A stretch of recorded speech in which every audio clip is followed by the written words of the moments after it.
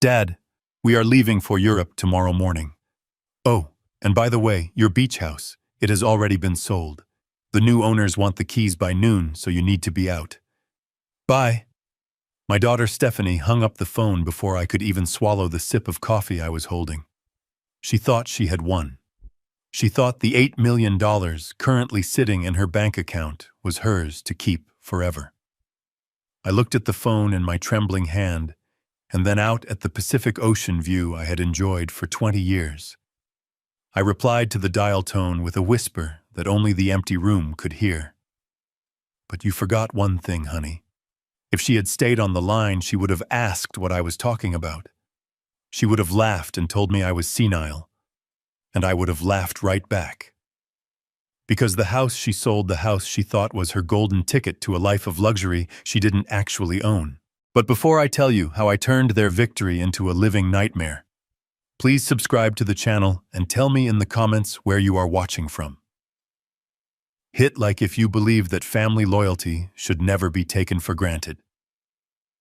My name is Harrison Blackwood, and up until this morning, I thought I was the luckiest man in Malibu. At 70 years old, I had everything a man could want. I had my health. I had the memories of my late wife, Catherine, surrounding me in every room of our beautiful beachfront home, and I thought I had the love of my daughter. I sat on my deck at 7 in the morning, the salt air filling my lungs, watching the waves crash against the rocks below. This house was worth $12 million, but to me, it was priceless. It was where Catherine and I drank our coffee every morning for 30 years. It was where we watched Stephanie take her first steps. It was supposed to be my sanctuary until the day I died. I took a sip of my black coffee, savoring the bitterness, thinking about how peaceful the water looked today. I was just an old man now retired, enjoying the quiet. Or at least that is what everyone thought. 10 years ago, when Catherine got sick, I made a decision that I thought was smart. To avoid estate taxes and probate courts later on, I transferred the title of the house to Stephanie. It was a gesture of trust. A father ensuring his daughter's future. She cried when I signed the papers. She hugged me and promised that nothing would ever change, that this would always be my home. I believed her. I believed that blood was thicker than water. I believed that raising a child with love meant they would return that love when you were old and vulnerable. The phone ringing on the glass table shattered the silence. It was Stephanie. I smiled as I picked it up, thinking maybe she wanted to come over for brunch. "Hello, sweetheart," I said, my voice full of warmth. But the voice that answered me was not the little girl I raised.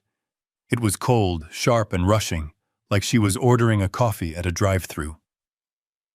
"Dad, listen, I don't have much time. We sold the house. The deal closed yesterday." I froze. The coffee cup hovered halfway to my mouth. I blinked, trying to process the words. "What did you say?" I asked, sure that I had misheard. "I said we sold the house, Dad. The wire transfer just cleared. Todd and I are moving to Europe for a while. We need a fresh start and the market is peaking, so we cashed out. The buyers are a development group. They want the property vacant immediately. You need to pack your things." I stood up the chair, scraping loudly against the deck. "Stephanie, this is my home. You can't just sell my home. We talked about this. You promised." Her laugh was dry and devoid of any emotion. "Oh, stop being dramatic. It is just a building. Besides, it is legally in my name. I can do whatever I want with it. Todd and I have debts, Dad. Real debts. We need this money. We found you a room at a motel down the highway for a few nights, until you can figure out a nursing home or something. Look, I have to go.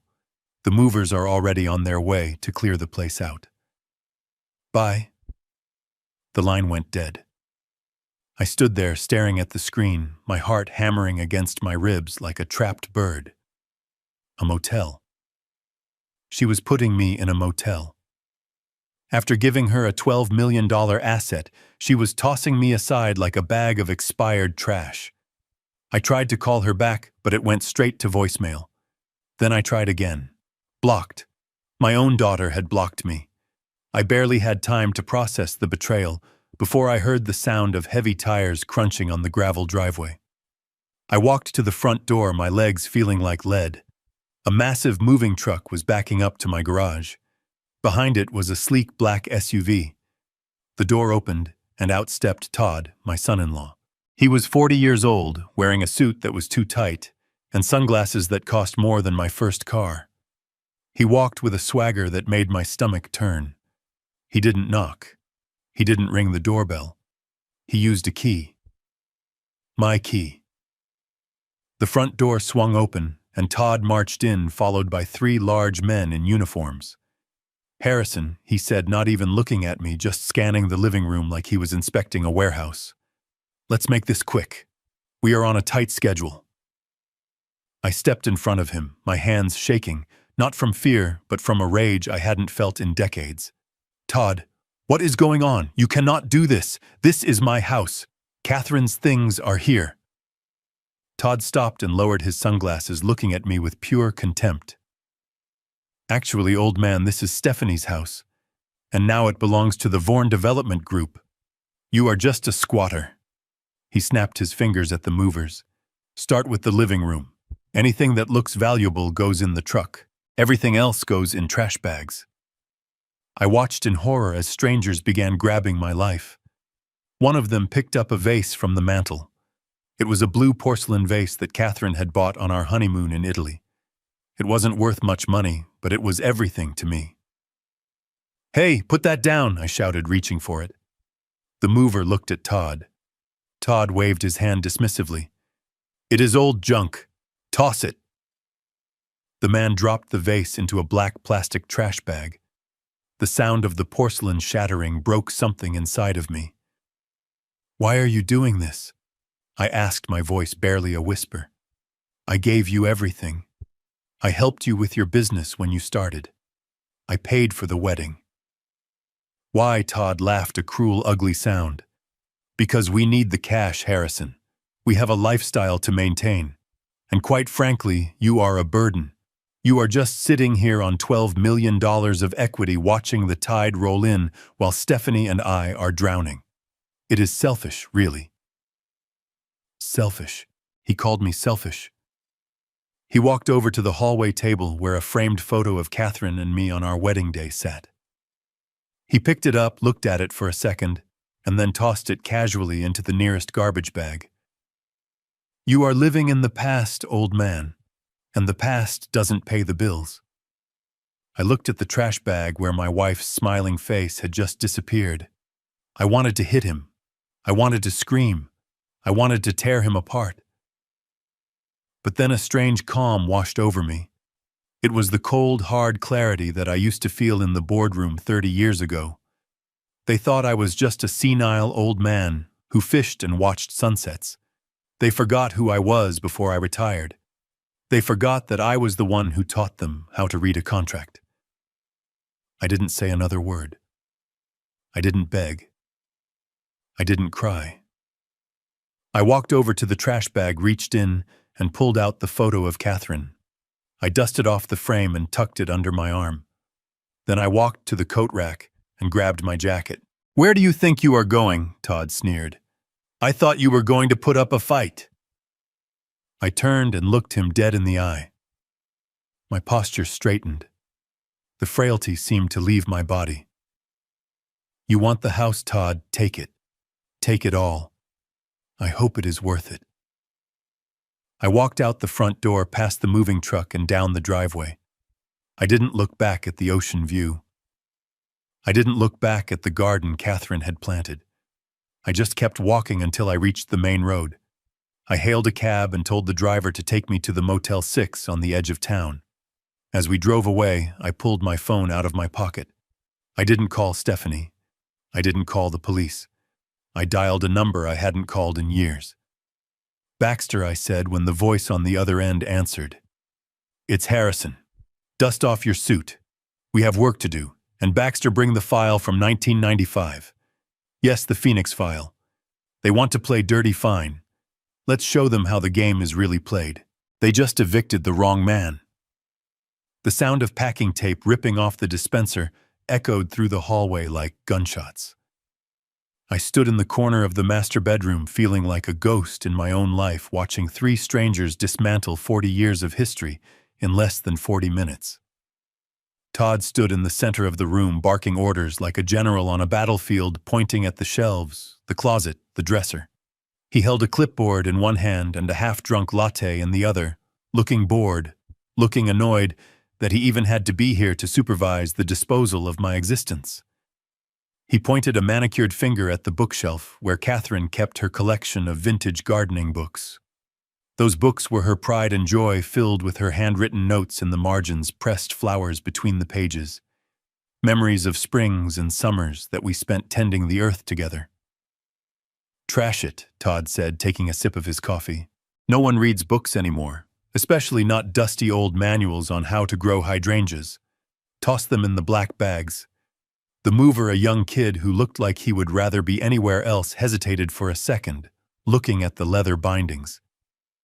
"Just do it," Todd snapped. "We are paying you by the hour, not by the tear shed." I watched as the kid swept his arm across the shelf, knocking the books into a heavy-duty garbage bag.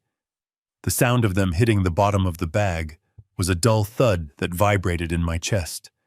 I took a step forward, my hand raising instinctively to stop him, but I froze. What was the point? The house was sold. The legal title was in Stephanie's name. I was just an old man shouting at the tide. I turned away from the bookshelf and walked over to the nightstand on my side of the bed. There was a small mahogany box sitting there. Inside was my Patek Philippe watch, a gift from Catherine on our 25th anniversary. It wasn't just a watch. It was a symbol of the time we had, the time she gave me. I reached out to grab it, my fingers brushing against the smooth wood. Suddenly a hand slammed down on top of the box, pinning it to the table. I looked up into Todd's face. He was smiling, but it wasn't a kind smile. It was the smile of a predator playing with its food. "You do not need this, Harrison," he said, his voice dripping with false concern. I tried to pull the box free, but he leaned his weight onto it. "Todd, that is my watch," I said, my voice trembling with suppressed rage. "Catherine gave that to me. It is personal property." Todd shook his head, clicking his tongue against his teeth. "Pops, look at you. You are going to a nursing home or a motel or wherever Stephanie booked you. A watch like this. It is worth $20,000. It will just get stolen. You don't need to know the time where you are going. The days are all the same when you are waiting to die." He snatched the box off the table and shoved it into the deep pocket of his designer jacket. "I will keep this safe for you. Consider it a handling fee for the trouble of moving you out." I stared at him, my fists clenching at my sides. The audacity was breathtaking. He wasn't just evicting me. He was looting me. He was stripping the copper wire out of the walls of my life. "Why are you doing this?" "Todd," I asked, the question escaping my lips before I could stop it. It wasn't a plea. It was a demand for logic in a situation that felt insane. "I gave you everything. I welcomed you into this family when you were nothing but a failed car salesman. I paid for your wedding. I helped you get your license. Why treat me like an enemy?" Todd laughed, a sharp barking sound that made the movers look up from their work. He stepped closer to me, invading my personal space, smelling of expensive cologne and arrogance. "You still do not get it, do you, old man?" He gestured around the room, encompassing the ocean view, the high ceilings, the prime real estate. "You are sitting on a gold mine, and you are treating it like a museum. This house is a dead asset to you. You just sit here, drink coffee, and look at the water. It is a waste." He leaned in closer, his voice dropping to a conspiratorial whisper. "Stephanie and I, we have plans. Big plans. We need liquidity. We need cash to live the life we deserve. The market is hot right now. We are talking about millions of dollars that are just locked up in wood and drywall because you are too sentimental to let go. We want to live a classy life, Harrison. We want the club memberships, the trips to Saint-Tropez, the cars that turn heads. We are not content to just sit and rot like you. Selling this place solves all our problems. You are the only thing standing in the way of our happiness, so we are removing the obstacle. I looked at him, really looked at him, and I saw the emptiness behind his sunglasses. He didn't see a home. He saw an ATM machine. He didn't see a father-in-law. He saw a liability. It wasn't about hate. It was about indifference. He didn't care enough to hate me. I was just a line item on a balance sheet that needed to be deleted. Just then, one of the movers walked past us carrying a large framed photograph. It was the portrait from our wedding day. Catherine in her white lace dress, laughing, her head thrown back, and me looking at her like she was the only star in the sky. It was the centerpiece of the living room. The glass caught the light, reflecting the ocean outside. "Hey, wait!" Todd shouted at the mover. The man stopped. Todd walked over and tapped the glass of the photo frame. "Nobody wants this old junk. The frame is dated. It is garbage. Dump it." The mover hesitated. "Sir, it looks like a family photo." "Maybe he wants to keep it." I said. "Dump it," Todd yelled, his face turning red. "We are not moving a museum of ancient history. Everything in this house that isn't cash or jewelry goes in the trash. Do I have to do everything myself?" He grabbed the frame from the mover's hands. He looked at it for a split second, sneering at the image of my happiness, and then he threw it. He didn't just drop it. He threw it like a frisbee into the large rolling trash bin they had wheeled into the hallway. The sound of the glass shattering was louder than the waves crashing outside. It sounded like a bone breaking. It sounded like the final snap of the tether that held me to this family. The room went silent. The movers looked down at their feet. Todd dusted off his hands, looking satisfied, as if he had just accomplished something great. "There," he said. "Clean slate." I walked over to the trash bin. My movements were slow, deliberate. I wasn't shaking anymore. The fear was gone. The sadness was gone. In their place was something cold and hard, like a steel beam. I reached into the bin, ignoring the jagged shards of glass that sliced into my thumb. I pulled out the photo. The glass was gone, but the picture was intact. Catherine was still smiling. I brushed a piece of broken glass off her face. I didn't look at Todd. I didn't scream. I just stood there holding the photo against my chest. "You are pathetic," Todd spat, adjusting his cuffs. "Take your picture and get out. The new owners will be here at 8 in the morning to bulldoze this place anyway. You are saving trash from a landfill." I turned to face him. My eyes were dry. My expression was stone. For the first time all morning, Todd looked uncomfortable. He took a half step back, unnerved by the sudden shift in my demeanor. He expected tears. He expected begging. He didn't expect the look of a man who had just decided to go to war. "I am leaving, Todd." I said, my voice low and steady. "You can have the house. You can have the furniture. You can have the view. But remember this moment. Remember the sound of that glass breaking. Because it is the last victory you are ever going to have." I walked past him, shouldering past his expensive suit, without saying, "Excuse me." I walked out of the master bedroom, down the hallway, where the outlines of missing paintings stood out like ghosts on the walls, and through the front door. The sea air hit my face, cool and indifferent. I didn't look back at the house. I walked down the driveway to the street where a taxi was waiting. As I climbed into the back seat, I looked at the photo in my lap. I wiped a drop of blood from my thumb onto the frame. It was a promise. They wanted a classy life. I was going to give them a lesson in economics they would never forget. The eviction was over. The execution was about to begin. The plastic key card didn't work the first time I slid it into the lock.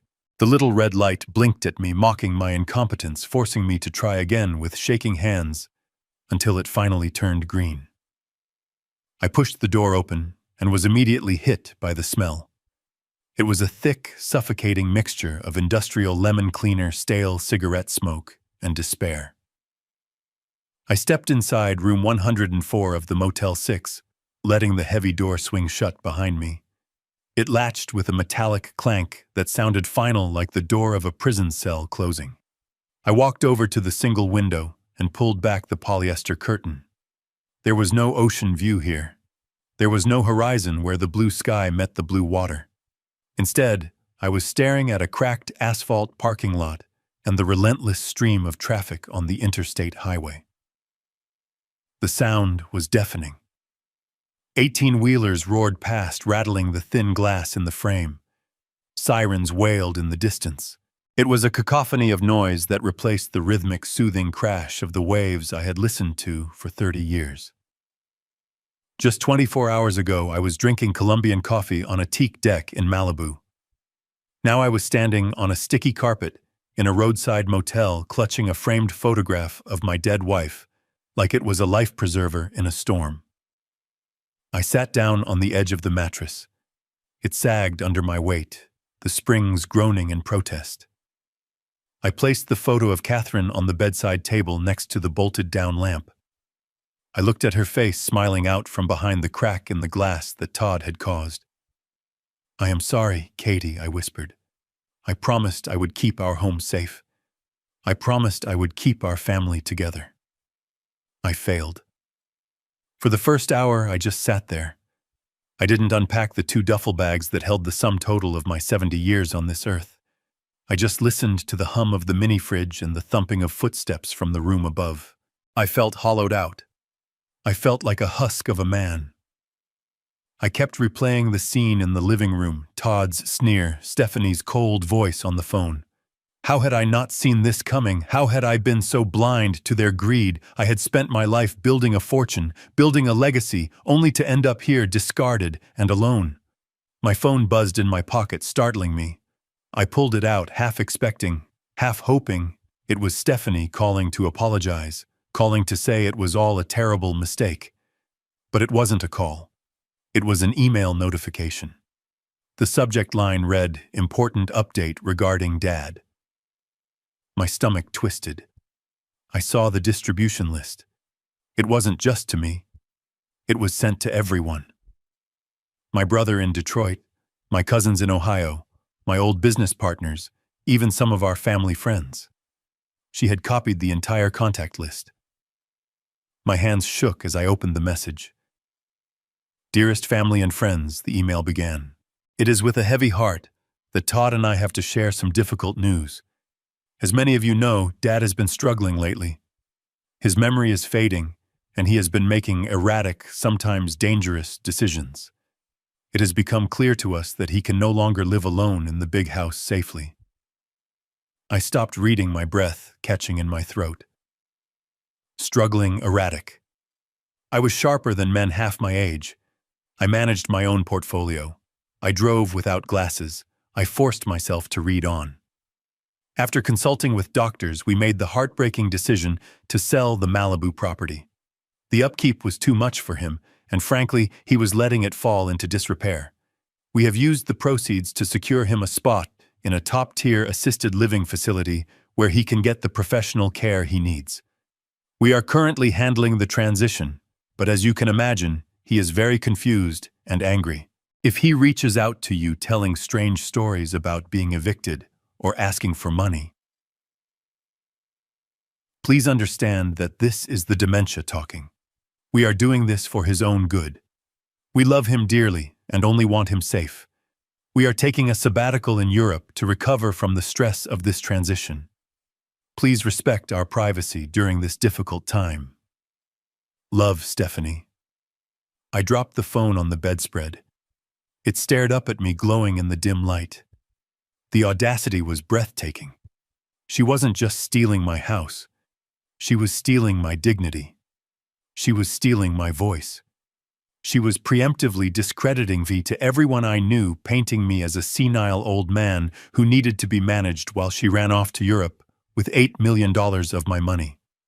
She was gaslighting the entire family. She wanted to make sure that if I called for help, no one would believe me. They would just pity poor Stephanie for having to deal with her crazy father. I felt a tear slide down my cheek. It was hot and salty. I wiped it away angrily. And then something happened. As I sat there in that dingy room reading those lies, the sadness began to evaporate. The grief that had been weighing me down since the movers arrived started to burn off like morning fog under a desert sun. In its place, something else began to rise. It was a feeling I hadn't felt in a long time. It was a cold, hard, metallic feeling in the pit of my stomach. I started to chuckle. It started as a low rumble in my chest and grew until I was laughing out loud in the empty room. It wasn't a happy laugh. It was a dry, jagged sound. The neighbor in the next room banged on the wall, yelling at me to shut up. I didn't care. They thought I was just a nice old man. They thought I was Harrison the gardener, Harrison the retired grandfather who liked crossword puzzles and sunsets. They forgot. They forgot who I was before I met Catherine. They forgot who I was in the 90s. Back then on the commercial real estate circuit in Los Angeles, nobody called me nice. They called me the Barracuda. I ate developers for breakfast. I could spot a loophole in a contract from across the room. I built an empire on distress sales and hostile takeovers. I had retired. I had softened. I had put the sword away because Catherine wanted a peaceful life. She wanted me to be a father, not a shark. So I became one. I let the armor rust. I let the instincts dull. I allowed myself to be soft because I thought I was safe among family. But the shark wasn't dead. He was just sleeping, and Stephanie just threw a bucket of chum into the water. I picked up the phone again. I didn't call my brother to explain. I didn't call my cousins to plead my sanity. I dialed a number I knew by heart, a number I hadn't called for business in 15 years. It rang 4 times before a gruff, gravelly voice answered. "Harrison, is that you? It is 3 in the afternoon. You usually call on Sundays." "Baxter," I said. My voice wasn't shaking anymore. It was steady. It was the voice I used to use when I was closing a $50 million deal. "I need you to wake up. We have a situation." Baxter chuckled. "Did you catch a big fish, Harry? Or did you finally decide to sell that boat?" "I sold nothing, Baxter. But my daughter did. She sold the Malibu house. She transferred the title, closed the deal, and kicked me out. She thinks she walked away with $8 million. There was a silence on the other end of the line. Then the sound of a chair squeaking as Baxter sat up. "She sold the house, the structure." "Yes," I said, looking at the peeling paint on the motel wall. "She sold the structure. The Vaughan Development Group bought it. They are bulldozing it tomorrow." Baxter let out a low whistle. "Vaughan. They are nasty. But Harrison, does she know? Does the buyer know? No one knows." I said, a cruel smile touching my lips. Stephanie never read the fine print. She was too busy picking out handbags. "And the buyer? They probably did a standard title search on the structure, not the land. They missed the Phoenix Holdings LLC filing." Harrison Baxter said, his voice dropping to a whisper. "If the ground lease expires without renewal." "It expires tonight, Baxter," I interrupted. "At midnight. 12 hours from now." I could hear Baxter breathing on the other end. I could almost hear the gears turning in his brilliant legal mind. "So what do you want to do? Do you want to stop the sale?" "Do we file an injunction?" "No," I said. I stood up and walked to the window, looking out at the dirty parking lot. "I don't want to stop it. I want her to feel it. I want her to spend the money. I want her to think she has won. Let the wire transfer clear. Let her board that plane to Paris." But Harrison Baxter warned, "This is nuclear. If we play this card, there is no going back. She will face criminal charges. The developer will sue her for fraud. She will lose everything." I looked at the reflection of my face in the darkened window. I looked old. I looked tired. But in my eyes I saw the fire. I saw the man who had survived market crashes and boardroom coups. I saw the father who had just been declared insane by his own child. "She threw Catherine's picture in the trash," Baxter, I said softly. "She left me in a Motel 6. She declared war. I am just finishing it. Dust off the files. Meet me at the diner on 4th Street in an hour. Bring the deed. Bring the LLC papers." And Baxter, "Yeah, Harry. Bring the good scotch. We have a long night ahead of us. Protocol Phoenix is active." I hung up the phone. I wasn't Harrison the victim anymore. I was Harrison, the landlord. And rent was due. The neon sign above the entrance buzzed with a dying flicker reading open in sputtering red letters. I pushed open the door to the Bayside Diner, a place that smelled of burnt coffee and grease that had been accumulating since the Reagan administration. It was the kind of place people went to be forgotten, which made it the perfect headquarters for a ghost. I scanned the booths in the back until I saw him. Baxter. He was wearing a rumpled linen suit that looked like he had slept in it, but his eyes were as sharp as shards of flint. He was hunched over a plate of untouched fries, reviewing a stack of documents I had faxed him from the motel office. I slid into the booth opposite him. The vinyl seat was cracked and pinched my leg. Baxter didn't look up immediately. He just kept reading his finger, tracing the lines of the property transfer I had signed 10 years ago. Finally, he slammed the folder shut and looked at me. His face was a map of wrinkles etched deep by 40 years of navigating the shark-infested waters of corporate law. He looked furious. "Harrison," he growled, his voice low and dangerous. "I have seen some cold-blooded maneuvers in my time. I defended corporate raiders in the 80s. But this is biblical, your own flesh and blood." I signaled the waitress for coffee. "Just black," I said. I looked back at Baxter. "Save the moral outrage for Sunday school, Baxter. I need the legal reality. Give it to me straight." Baxter sighed, rubbing his temples. "The legal reality is bleak, my friend. On the surface, the transfer of the structure to Stephanie was valid. You signed the deed, it is recorded. She holds the title to the improvements on the land. Technically, under California law, she has the right to sell the building. If she found a buyer willing to close in 24 hours, she can sign the papers. The police won't touch this. They will call it a civil matter." I nodded slowly. I expected that. But you and I both know the devil is in the details, and the details don't add up. "What do you mean?" Baxter asked, leaning in. I leaned forward, lowering my voice. "Think about it, Baxter. That house was appraised at $12 million last year. The market in Malibu is hot.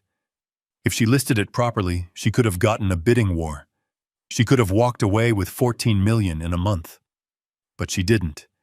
She sold it off-market to Vorn Development for $8 million. Baxter's eyes narrowed. "8, that is 60 cents on the dollar. That is a fire sale." "Exactly," I said. "You don't sell a gold bar for the price of silver unless you have a gun to your head. Someone is holding a gun to them, Baxter. It might not be a physical gun, but it is lethal. They didn't just want the money, they needed it." "Yesterday." Baxter tapped his fingers on the table. "Debts. Massive ones," I replied. "Todd is a third-rate broker who drives a leased Bentley. Stephanie hasn't worked a day in her life but wears couture. The math never worked, but I subsidized the gap. Now that I stopped, the dam broke. I need to know exactly who they owe and how much." Baxter pulled a notepad from his pocket. "I can run a credit check, look for liens." "Not deep enough," I interrupted. "Credit checks show what is legal. I think this goes deeper. I think we are talking about bookies, sharks, or maybe something worse. I need Mike." Baxter froze. "Mike Harrison. You haven't used Mike since the hostile takeover of the Omni building in '98. That guy scares me. He scares everyone, I said calmly. That is why he is expensive. And that is why he is effective. Call him. Tell him I have a job. I want a full forensic audit of Stephanie and Todd's lives. I want to know where they eat, who they talk to, and most importantly, where every single penny of that $8 million is going the second it hits their account. Baxter looked at me for a long moment. He didn't see the broken old man who had been kicked out of his home anymore. He saw the partner he used to fear. "You are enjoying this, aren't you?" he asked softly.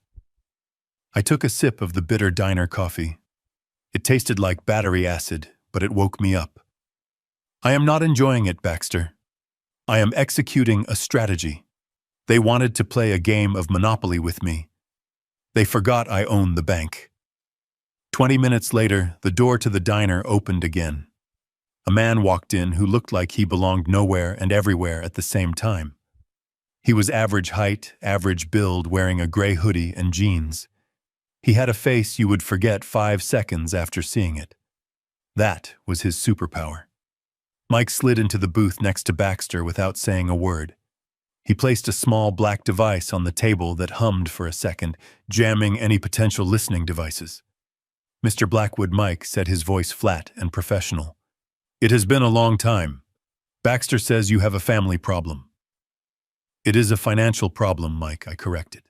"My daughter and son-in-law just liquidated a $12 million asset for $8 million cash. I want to know why." Mike nodded, pulling out a tablet. "I already started running preliminary checks on the way over. Your son-in-law, Todd. He has an interesting digital footprint, or rather, the lack of one. He has 3 maxed-out credit cards, but he is also moving money through some crypto exchanges that are flagged for high risk. And your daughter. She has signed up for 3 different multi-level marketing schemes in the last year. She is hemorrhaging cash." "That is the surface," I said. "Dig deeper. I want to know who is squeezing them. Check for gambling debts. Todd likes sports a little too much. And check Stephanie's social circles.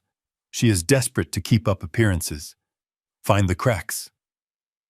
"I can have a full report in 12 hours, Mike said. "It will cost you." I reached into my jacket pocket and pulled out an envelope. It contained $5,000 in cash, my emergency fund, that I had kept in the lining of my suitcase for years. "Start with this. There is more when you bring me the smoking gun." Mike took the envelope and made it disappear. "Consider it done. One question, Mr. Blackwood. If I find something criminal, do you want me to go to the police?" I looked him dead in the eye. "No. Bring it to me. I am the judge and the jury on this one. The police are for people who need protection. I don't need protection. I need ammunition." Mike nodded, a flicker of respect crossing his bland face. He stood up and walked out as quietly as he had arrived. Baxter let out a breath he seemed to have been holding. "You are playing a dangerous game, Harrison. If they are mixed up with bad people, they brought the bad people to my doorstep." "Baxter," I said, finishing my coffee. "They sold my sanctuary to pay for their sins. Now I am going to find out exactly what those sins are, and then I am going to use them to bury them." I stood up and threw a $20 bill on the table for the coffee. "Let's go back to your office, Baxter. We have a contract to review. Protocol Phoenix needs to be airtight by midnight." Baxter gathered his papers, looking at me with a mix of worry and admiration. "You know," he said as we walked to the door, "for a minute there I forgot you were 70. I pushed open the door, stepping out into the harsh afternoon sunlight. Age is just a number, Baxter. Experience is a weapon, and I am fully loaded." 24 hours later, the knock on my motel room door was precise. 3 sharp raps spaced perfectly apart. It was Mike. I opened the door and let him in. He brought with him the smell of rain and a thick manila envelope that looked heavy enough to break a table. He didn't waste time with pleasantries. He didn't look around at the peeling wallpaper or the stained carpet. He just walked to the small circular table near the window, moved my cold cup of instant coffee aside, and dropped the envelope in the center. The sound it made hitting the wood was dull and flat, like a shovel hitting fresh earth. I sat down opposite him. I didn't open it immediately. I looked at Mike. His face was unreadable, a blank canvas of professional detachment, but there was something in his eyes. It wasn't pity. It was the look a doctor gives a patient before delivering a terminal diagnosis. It was the look of a man who had seen the bottom of the abyss and knew I was about to look into it too. "It is worse than we thought," Mike said quietly. "Much worse. You were right about the facade, Mr. Blackwood.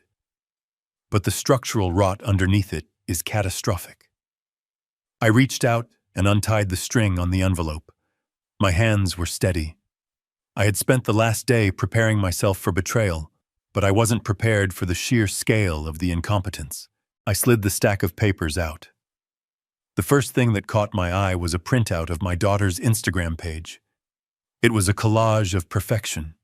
Stephanie posing on a yacht in Greece. Stephanie holding a glass of champagne in a private jet. Todd leaning against a Lamborghini with a caption about grinding hard and hustling. Mike reached over and flipped the page.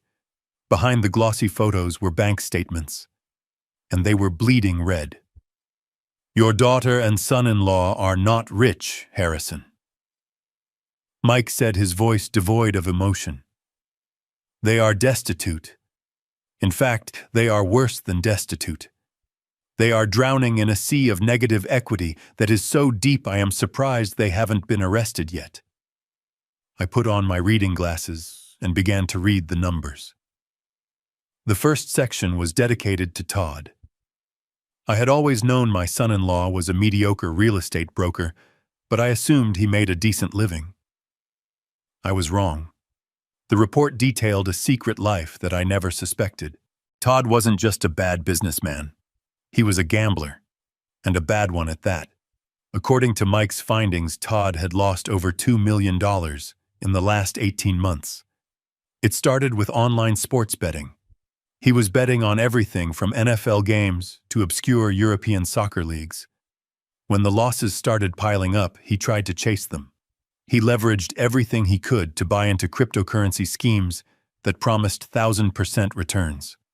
He bought at the peak and sold at the bottom over and over again.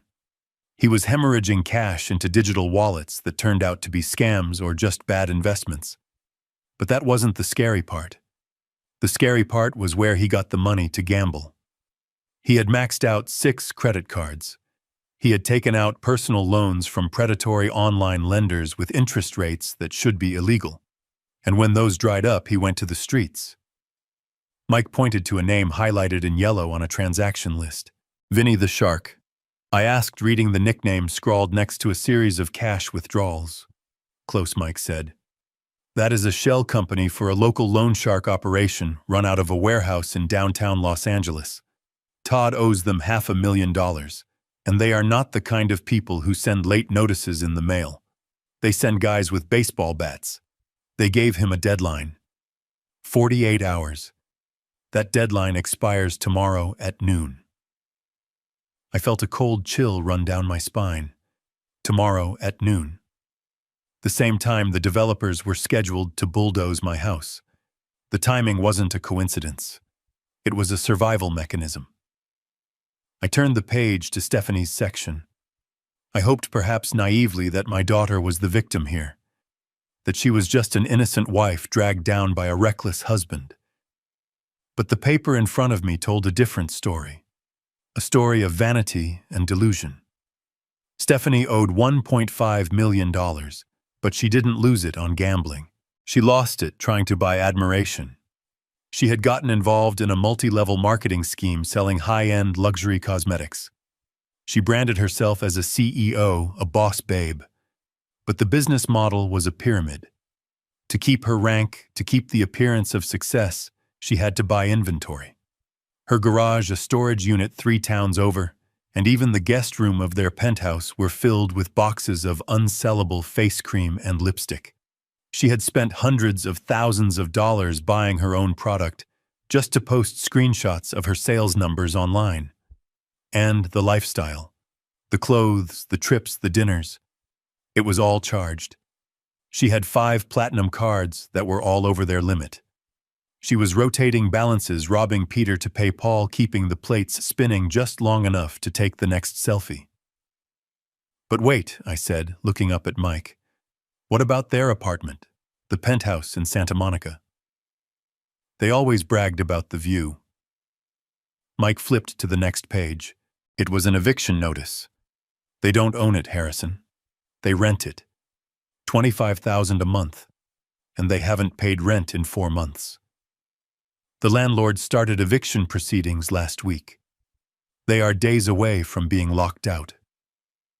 That is why they needed to move to Europe. It wasn't a sabbatical. It was an escape. They were fleeing the country before the lawsuits and the eviction notices caught up with them. I sat back in the chair, the papers sliding through my fingers. It was a house of cards, a fragile, pathetic house of cards built on ego and lies. And I was the foundation they had decided to rip out to keep it standing for one more day. Now look at the sale of your house, Mike said, tapping the final document. This is the smoking gun. I looked at the contract. The purchase price was $8 million. The buyer was Vorn Development Group. I knew Vorn. They were vultures. They specialized in distressed assets.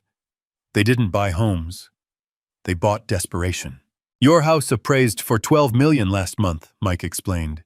In this market with a bidding war, you could have gotten 14, maybe 15. But Stephanie sold it for 8. Why? Because she needed the money fast, I whispered. Exactly, Mike said. A traditional sale takes 30 to 60 days. Inspections, escrow, financing, contingencies. Stephanie and Todd didn't have 60 days. They didn't have 6 days. They had 48 hours before the loan sharks broke Todd's legs and the landlord changed the locks. Vorn Development offered them a deal. $8 million cash wire transfer in 24 hours, no inspections, no questions asked. A fire sale. I closed my eyes. The image was crystal clear now. They didn't just sell my house. They slaughtered it. They took a lifetime of hard work, a legacy I intended to leave to them, and they sold it for pennies on the dollar just to cover their own incompetence. They burned down the family farm to warm their hands for a night. They are not investing the money for your care, Harrison, Mike said softly. They are not putting it in a trust. The moment that $8 million hits their account, $4 million is gone immediately to pay off the sharks and the banks. The rest, they will blow it in Europe trying to maintain the illusion that they are winners.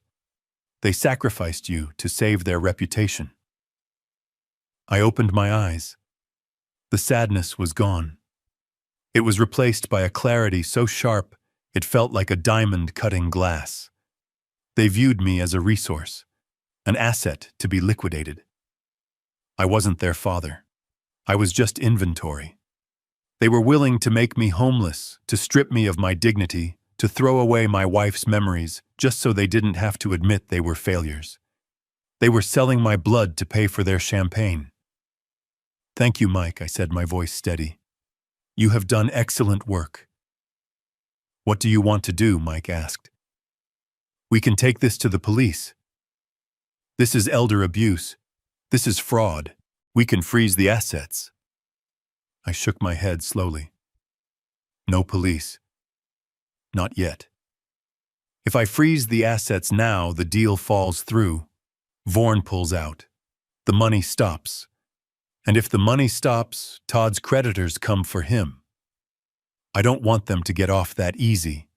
I don't want them to be victims of a bad deal. I want them to be the architects of their own destruction. I looked at the clock on the wall. It was 5 in the afternoon.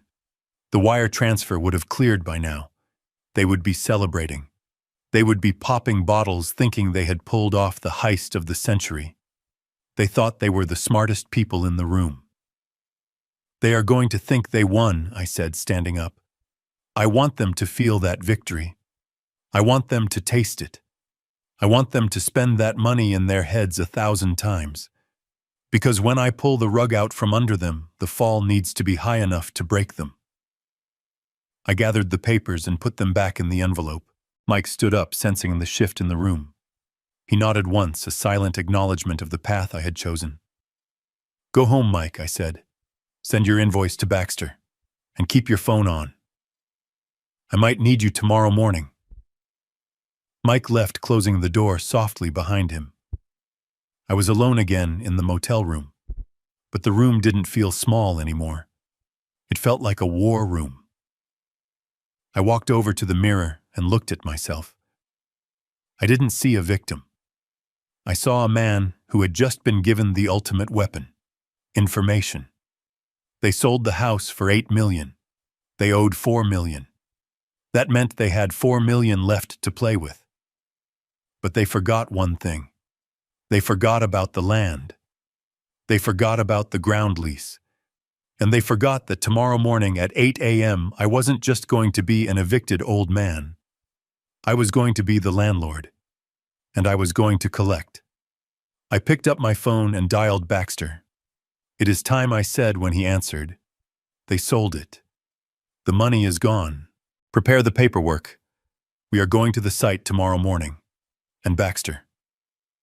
Call the sheriff.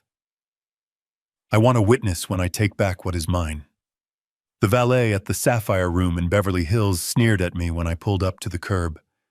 I wasn't driving my vintage Mercedes tonight. I was behind the wheel of a dented beige Ford Taurus that smelled of wet dog and stale French fries, a loaner from Mike, that blended into the background like urban camouflage. I didn't hand the keys to the valet. Instead, I parked down the street sandwiched between a delivery truck and a fire hydrant, watching the entrance of the restaurant through the windshield like a sniper waiting for a target. It was 8 in the evening, and the air was thick with the scent of jasmine and exhaust fumes from cars that cost more than most people earn in a decade. I pulled the bill of my faded Dodgers baseball cap lower over my eyes. I was wearing a stained windbreaker and reading glasses that I had bought at a gas station. To the world passing by, I was invisible. I was just another old man down on his luck, perhaps waiting for a bus that would never come, or maybe just lost in a city that worshipped youth and money. But inside the car on the passenger seat sat a black case that Mike had left for me. It looked like a laptop bag, but inside was a directional laser microphone, the kind of equipment usually reserved for corporate espionage or private investigations. I watched as a white stretch limousine pulled up to the valet stand. The door opened and out stepped Todd. He was wearing a white dinner jacket that made him look like a waiter at a bad casino, and he was laughing, his head thrown back, basking in the flash of the restaurant's ambient lighting. Stephanie followed him, looking radiant in a shimmering silver dress that I knew she couldn't afford. She was holding a magnum bottle of champagne, waving it at the group of hangers-on that spilled out of the limo behind them. These were their friends, the leeches, the people who were there for the good times and who would vanish the second the credit card was declined. They didn't go inside immediately. They stood on the patio, occupying the prime VIP table near the low glass partition that separated the diners from the street. It was perfect. They wanted to be seen. They wanted the world to know they had arrived. Their vanity was their vulnerability. I rolled down the window just an inch. I opened the black case and aimed the receiver at their table, putting the earpiece in my left ear. The static hissed for a second, a white noise that sounded like the ocean I missed so dearly, before clearing up into crystal high-definition audio. It was as if I was sitting right next to them. I ordered the Wagyu. Todd's voice boomed through the earpiece, distorted slightly by the clinking of glasses. And keep the Dom Perignon coming. We are celebrating, boys. We just closed the deal of the century.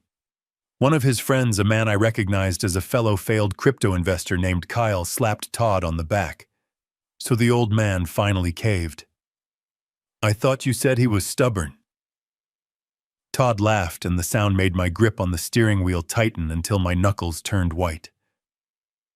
Stubborn, no. He is stupid. That is the difference. The guy spent 30 years thinking he was some kind of business genius, but in the end, I rolled him like a cheap rug.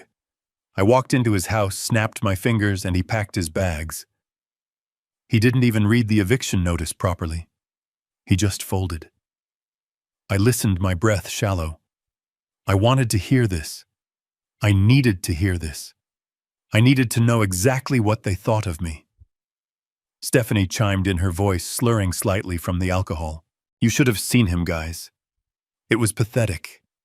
He was holding on to this old picture of my mom like it was a holy relic. I almost felt bad for him. Almost. But then I remembered the $8 million hitting our account tomorrow, and I got over it pretty fast. Laughter erupted around the table. It was a cruel, hyena-like sound. A toast, Todd shouted, raising his glass. To Harrison Blackwood, the most generous, clueless benefactor in the history of Malibu. May he enjoy his stay at the Motel 6 while we enjoy Europe. To Harrison, the group chorused. I closed my eyes. The pain was physical. It felt like a knife twisting in my gut. I had changed Stephanie's diapers. I had paid for her braces. I had held her hand when she got her heart broken for the first time. I had built that house to be her sanctuary, a place where she would always feel safe. And now she was toasting to my homelessness while wearing a dress bought with the promise of my destruction. So what is the plan? Kyle asked, digging into a seafood tower. What are you buying first? Todd leaned back, putting his feet up on the empty chair next to him. First, we pay off the annoying little debts. Get the sharks off our backs. That is just housekeeping. But then tomorrow morning, before we head to the airport, I am stopping at the Ferrari dealership in Santa Monica. I have my eye on a F8 Tributo. Red. Convertible. I want to drive it to the terminal. A Ferrari, Stephanie giggled. You are terrible. I am just going to upgrade our flight to a private charter.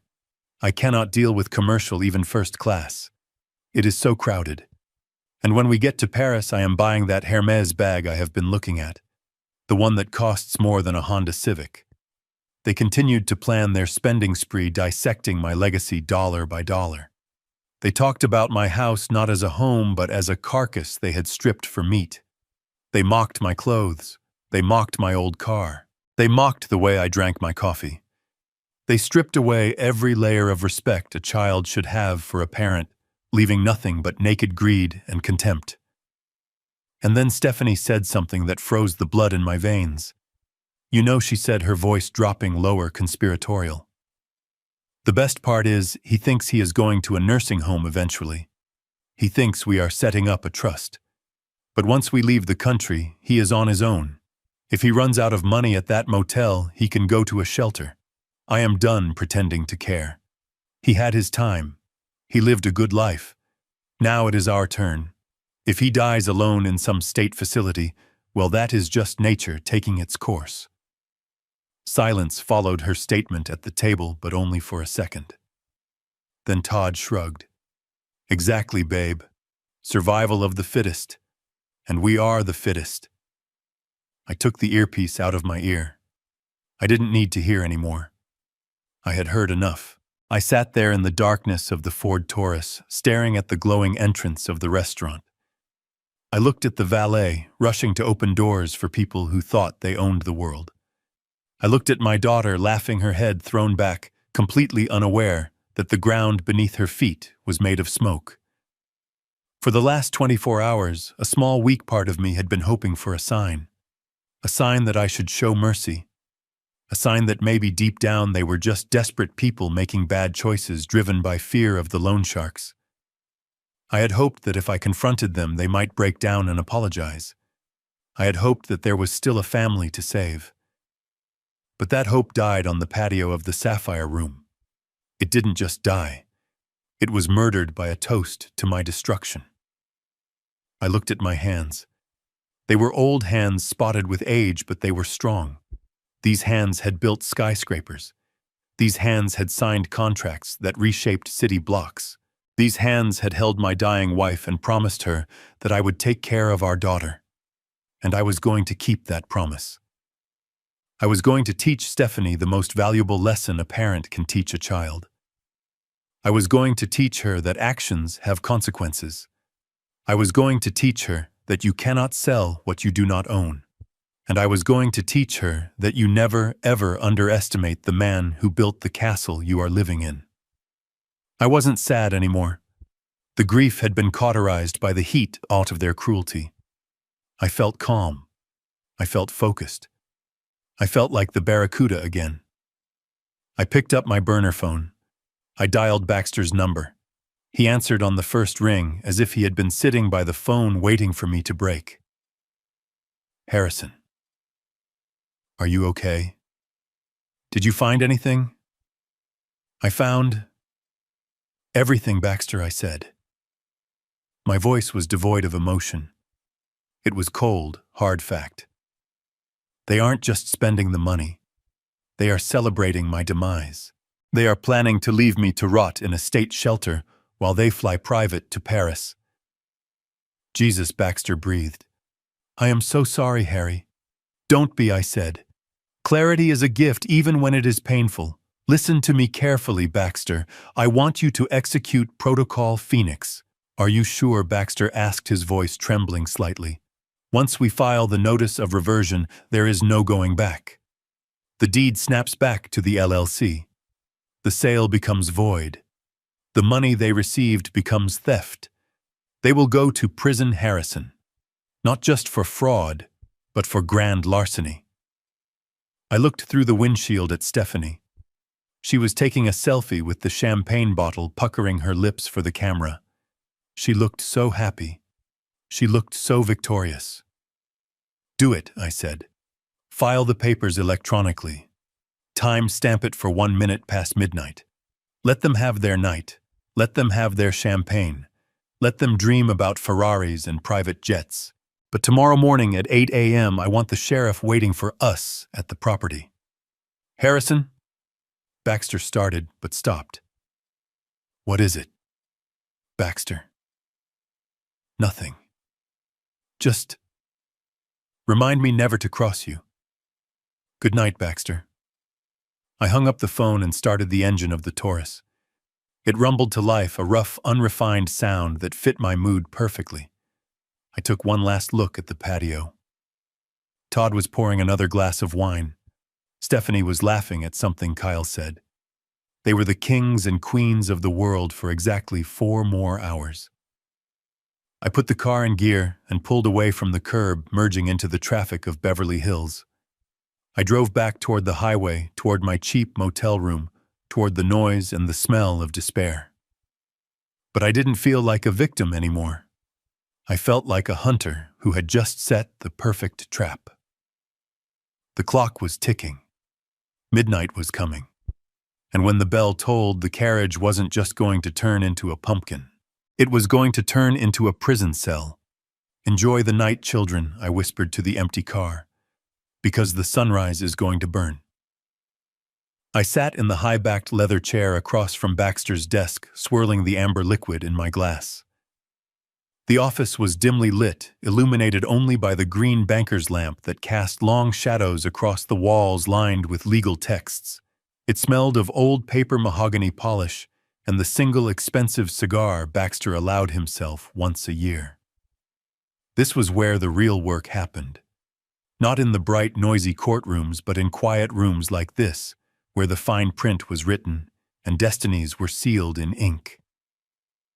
Baxter looked at me over the rim of his glasses, his brow furrowed as he held the yellowing document I had pulled from my safe deposit box earlier that day. It was a document dated 15 years ago, back when Catherine was first diagnosed, back when I was trying to secure our family's future against the taxman and the uncertainties of life.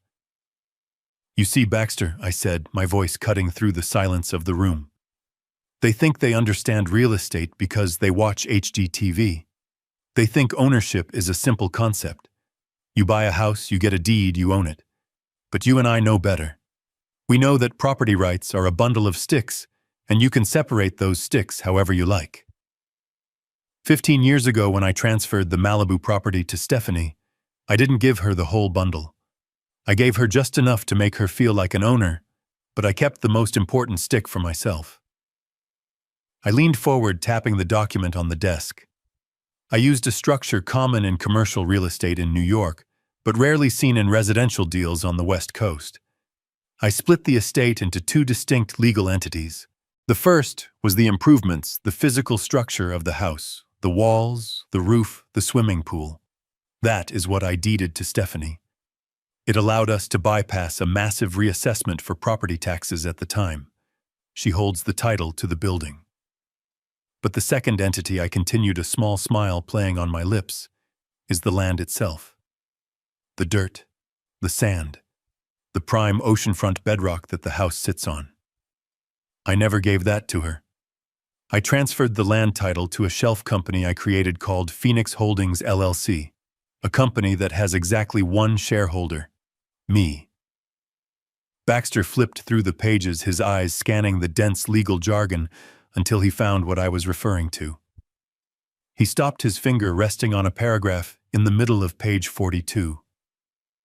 Here it is, he whispered, reading aloud. Ground lease agreement. Lessor Phoenix Holdings. Lessee Stephanie Blackwood. Exactly, I said. Stephanie didn't just get a house. She got a house subject to a ground lease. She owns the building, but she pays rent to occupy the land. Since I wanted to be a good father, I set the rent at $1 a year payable on demand. I never demanded it, so she forgot it existed. She probably never even read this document.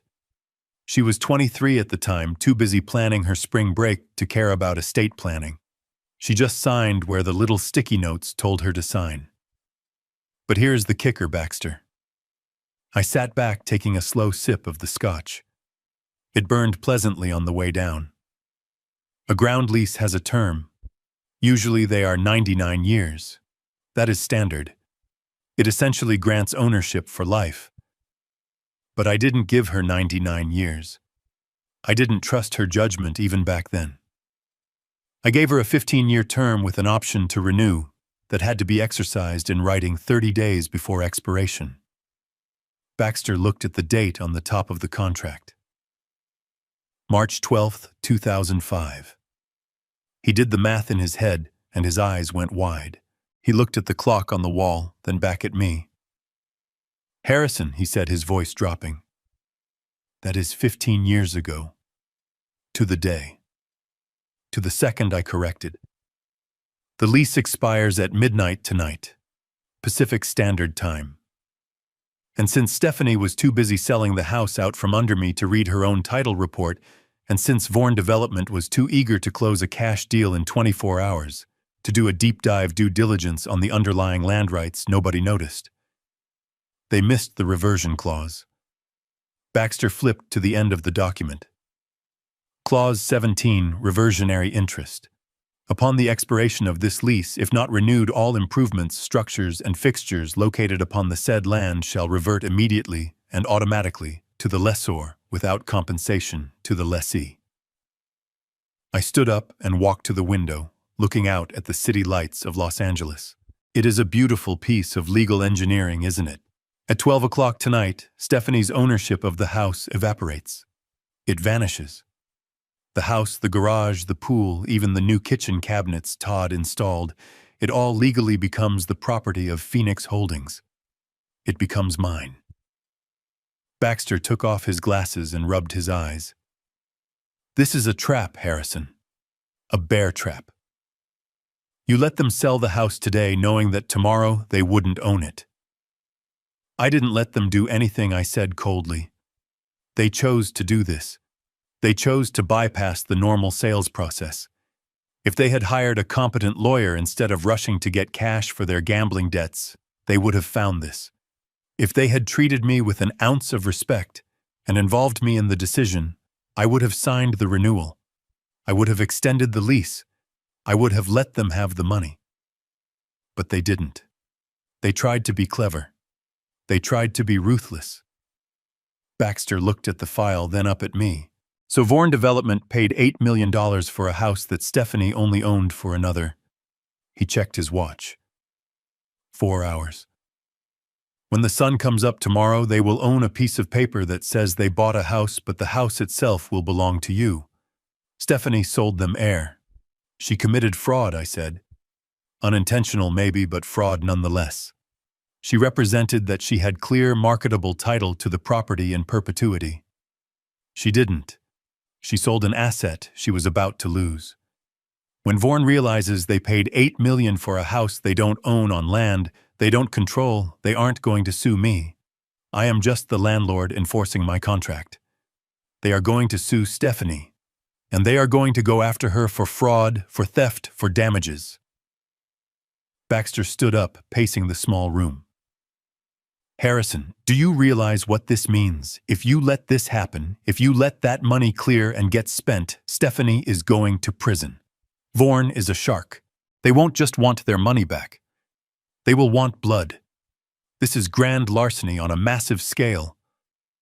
I turned from the window to face him. My face was in shadow, but my voice was clear. I know. You could stop it, Baxter pressed. We could call Vorn right now. We could send an emergency injunction. We could tell them the lease is expiring. They would stop the payment. The deal would be voided. Stephanie would still be broke, she would still be in debt, but she wouldn't be a felon. She wouldn't be facing 10 years in federal prison. I looked at my old friend. I saw the conflict in his eyes. He was a lawyer, but he was also a father. He was struggling with the brutality of what I was proposing. But he hadn't been there this morning.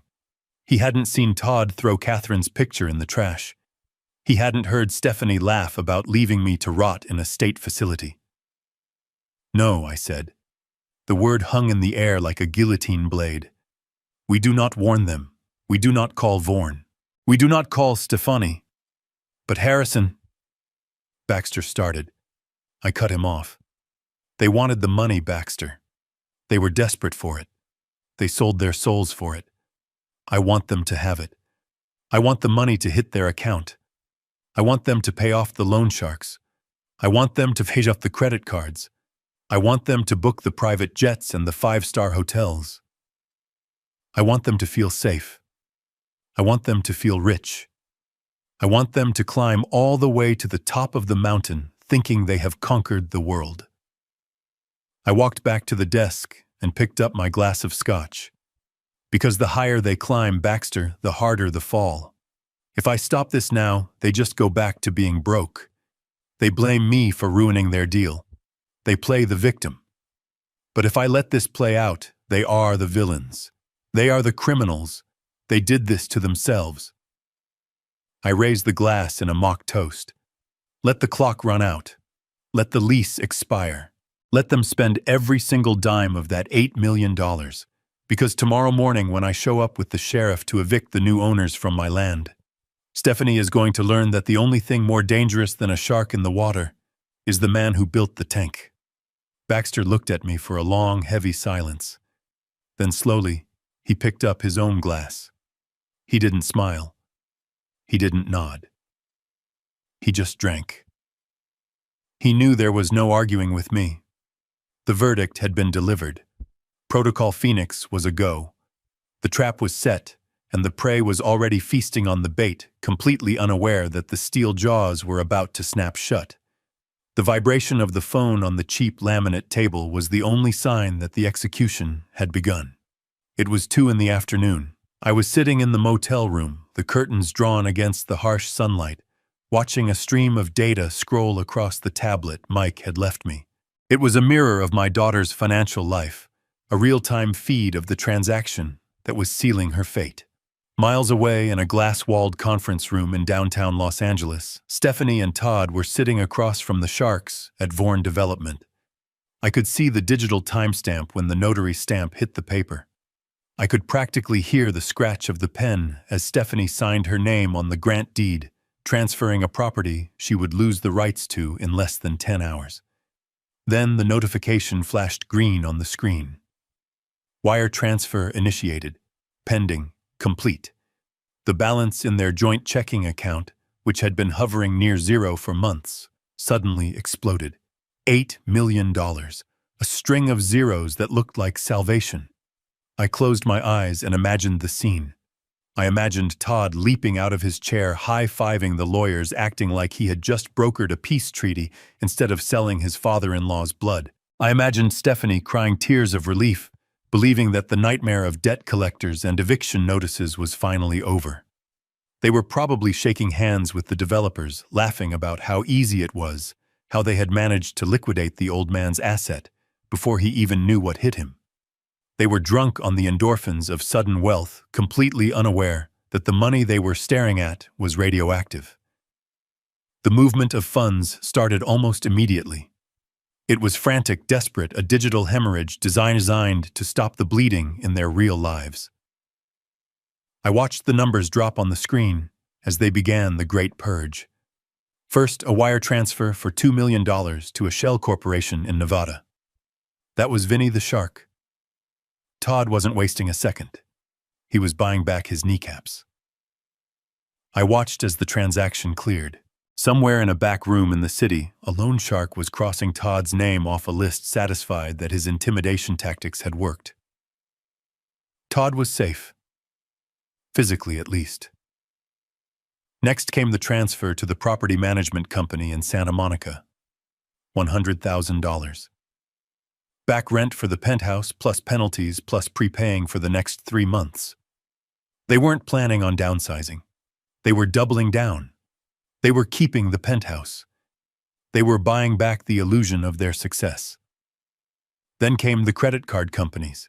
American Express, Visa, MasterCard.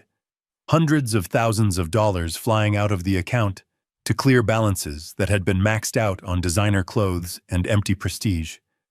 Within an hour, nearly $4 million had vanished. Half the money was gone just to bring them back to zero, just to get them out of the hole they had dug. But they still had $4 million left, and that is when the greed took over. That is when the survival instinct was replaced by the arrogance that had put them in this mess in the first place. I saw a debit charge for $5,000 at a dealership in Beverly Hills. A deposit. I checked the merchant code. Exotic imports. Todd wasn't buying a sensible car to replace the lease he could barely afford. He was putting money down on a supercar. He was buying the Ferrari he had bragged about at dinner. He was rewarding himself for his cleverness. Then came the airlines. A charge for $22,000. 2 one-way tickets to Paris, first class, open-ended return. They were running. They were cashing out and running away to live the European dream on my dime. They were going to eat croissants and drink wine on the Seine, laughing about how they outsmarted Harrison Blackwood. My phone buzzed again. This time it wasn't a bank alert. It was a text message. It was from Stephanie. I picked up the phone, my thumb hovering over the screen. I opened the message. Dad, the sale is done. The money is in. Todd and I are heading to the airport tonight. We need space. We need to heal from all this toxicity. Do not try to find us. The motel is paid for until the end of the week. After that, you are going to have to figure it out. You are a resourceful man. You will be fine. Goodbye. I stared at the words. Toxicity.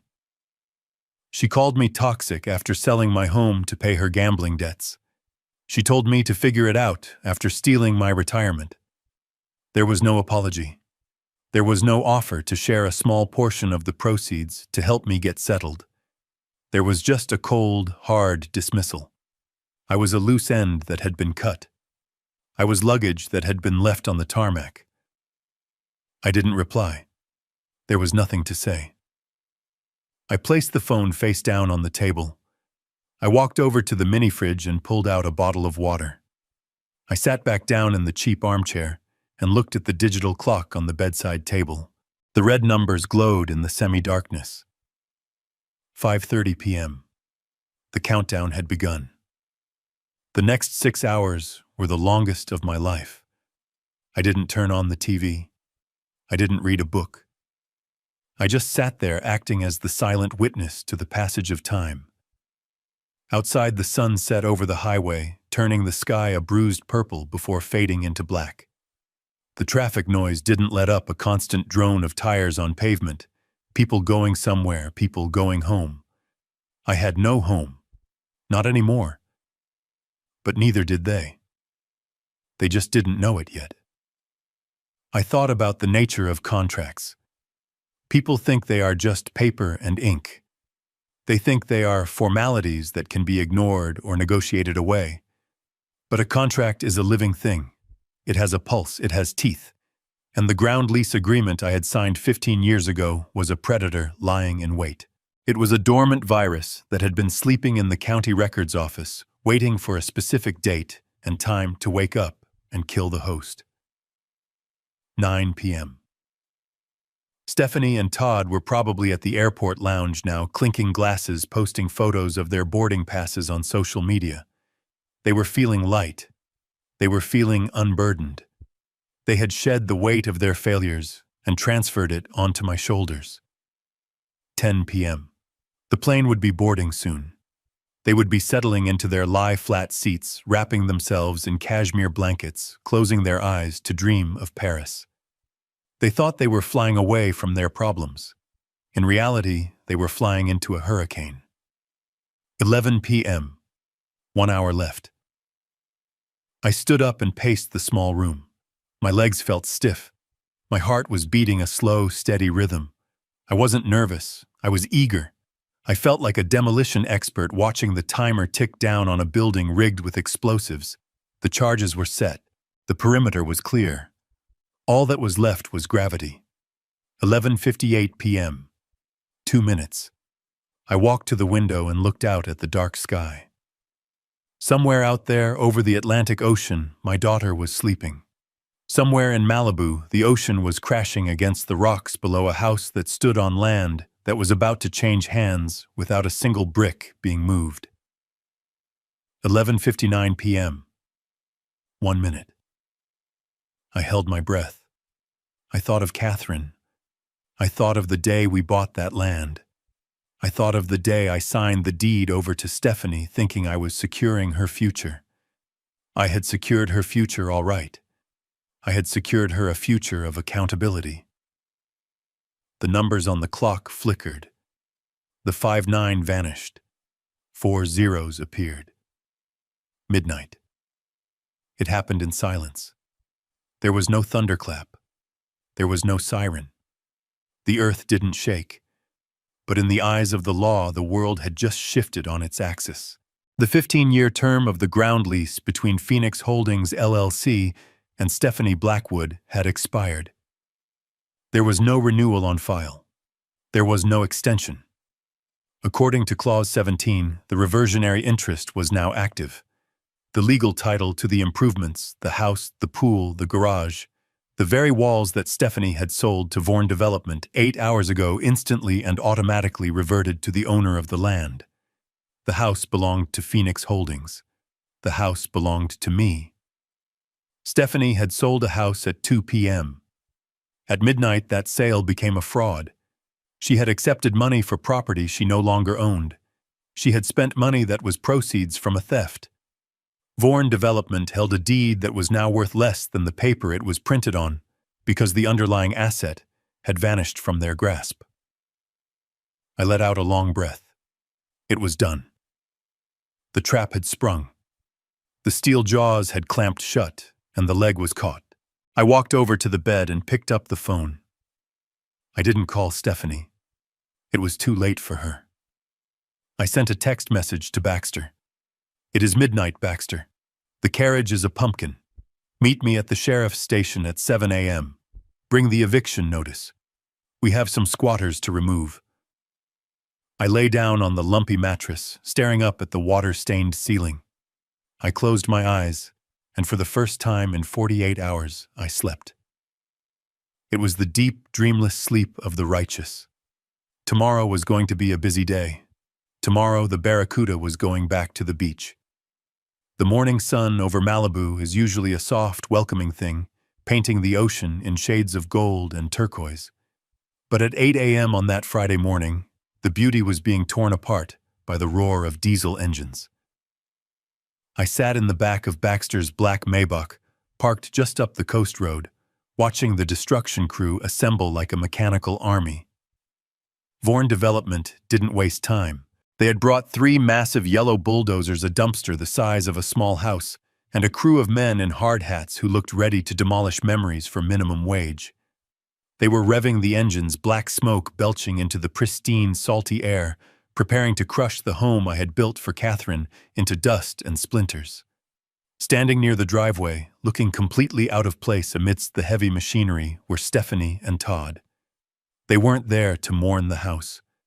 They weren't there to say goodbye. They were there to gloat. Todd was leaning against the hood of a hired limousine, wearing a beret that looked ridiculous on him and smoking a cigar that was too big for his face. He looked like a caricature of a rich man, a lottery winner who didn't know how to wear the suit. Stephanie was busy with her phone. She had a ring light set up on a tripod in the middle of the driveway, blocking the path of a worker trying to haul debris. She was filming. I watched through the tinted glass as she posed, pouting her lips, throwing her arms wide with the ocean and the bulldozers in the background. I couldn't hear her from this distance, but I knew exactly what she was doing. She was creating content. She was framing the destruction of my life as the beginning of her best life. She was probably captioning it New Beginnings or Paris Bound, completely oblivious to the fact that she was standing on a landmine that had already been triggered. Baxter sat beside me, adjusting his silk tie. He looked nervous. He was a lawyer who preferred boardrooms to battlefields, but today he was my consigliere. "Are you ready, Harrison?" he asked, his voice low. "Once we step out of this car, the war begins. There is no turning back." I adjusted my cufflinks. They were gold engraved with my initials, a gift from a competitor I had bankrupted in 1992. I wasn't wearing the stained windbreaker or the faded baseball cap anymore. I was wearing a charcoal gray Italian suit that cost more than Todd's car. My shoes were polished to a mirror shine. My hair was combed back. I didn't look like a victim. I looked like the man who signed the checks. "I am ready, Baxter," I said. "Let's go say hello to the children."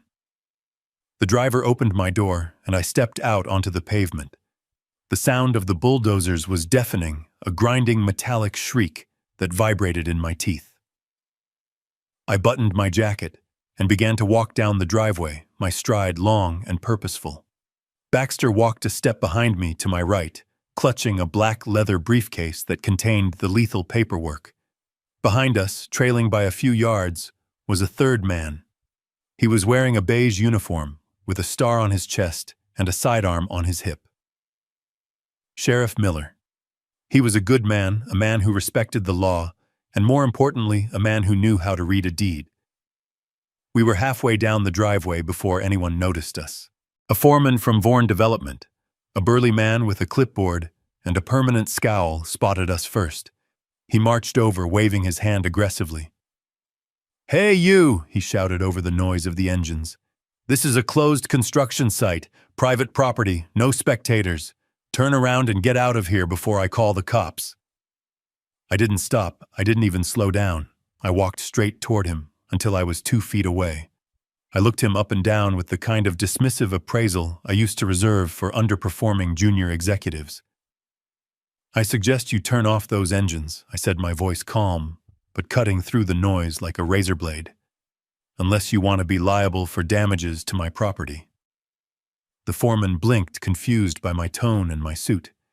He was used to yelling at trespassers, not men who looked like they owned the bank that financed his truck. "Your property," he spat. "Lady, are you lost? We bought this place yesterday. We have the title. Now move, Grandpa, or I will have security throw you out." "Grandpa." That word seemed to trigger something in Stephanie. She spun around from her ring light, her eyes widening behind her oversized sunglasses when she saw me. For a second, she looked confused, like she couldn't reconcile the image of the defeated old man she had left at the motel with the imposing figure standing in her driveway. But then the arrogance kicked back in. The delusion of her new wealth acted like a shield against reality. "Dad," she shrieked, her voice shrill and annoyed. "What are you doing here? You are ruining my shot. I told you to stay at the motel." Todd looked up from his phone, his jaw dropping slightly as he took in my appearance. He took a step forward, trying to look menacing, but he just looked like a child playing dress-up. "Harrison," he said, puffing out his chest, "we told you to get lost. The deal is done. The money is in the bank. You don't live here anymore. You are trespassing. Go back to your sad little room and wait for the nursing home bus. You are embarrassing yourself." I looked at them. My daughter and my son-in-law. They looked so confident, so sure of their victory. They had the money. They had the tickets to Paris.